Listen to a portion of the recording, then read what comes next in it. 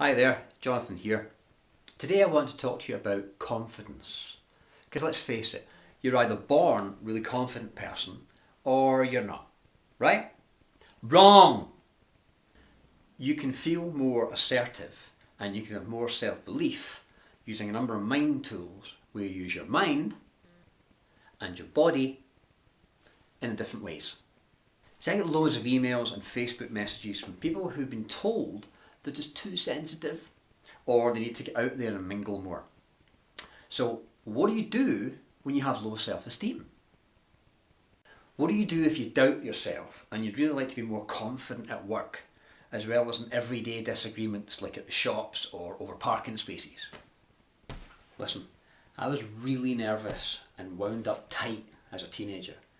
I was scared to speak to people I knew.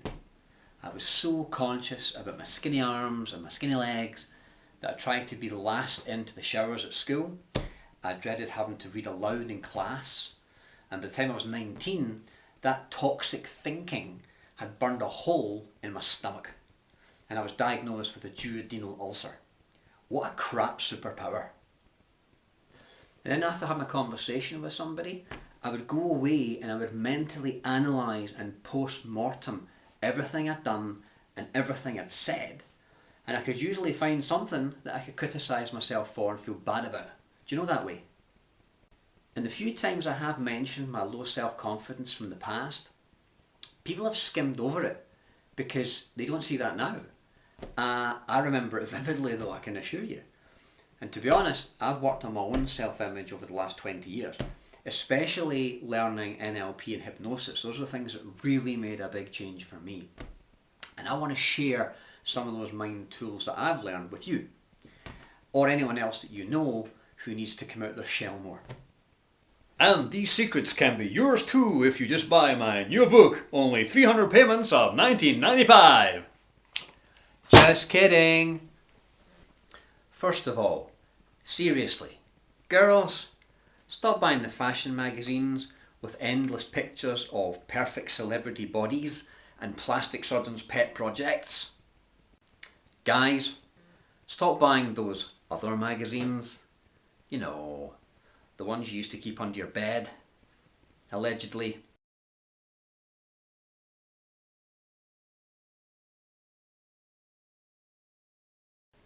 So what do you do if you constantly dread looking like an idiot? Now sure, you can Google it and you can see lots of childish cartoons with patronising advice like think positive or shower more often. Or you get lots of dictionary definitions from Wikipedia or various psychology magazines. Now there's a lot of websites out there that give you patronising tips and they say things like fake it till you make it, in the vain hope that eventually you'll believe your own lie. And amongst all the bogus tips that they'll give you, and one of the most awkward bits is changing your body language.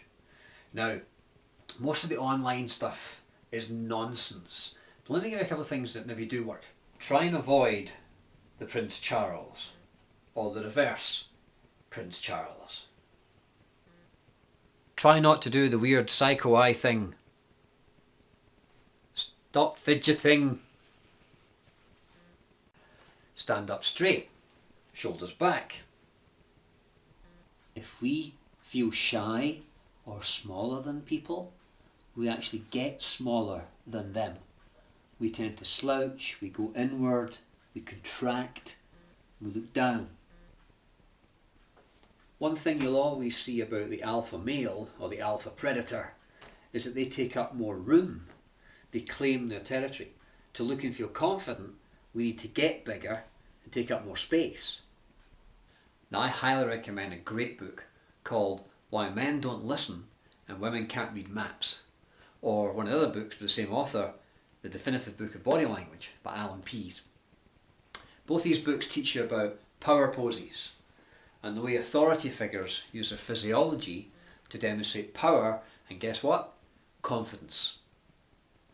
Now another big area that most of the websites talk about is eye contact. It can be really uncomfortable. It can also be a lot of fun. So from now on, challenge yourself. From now on, every time you meet a stranger, force yourself to not be the first one to look away. Another confidence tip that you'll read in all the books is to smile. Smile at complete strangers. If you're in the queue at the supermarket, then smile at them. You might be surprised to learn that they're just another normal human being, just like you. As long as they're not wearing a ski mask and they're holding the back door to their van open, it's probably okay to talk to them. Now here's a more useful tip. Who was that? Get out of your head. Part of the structure of feeling angry, sad or scared is to go internal, inside our head.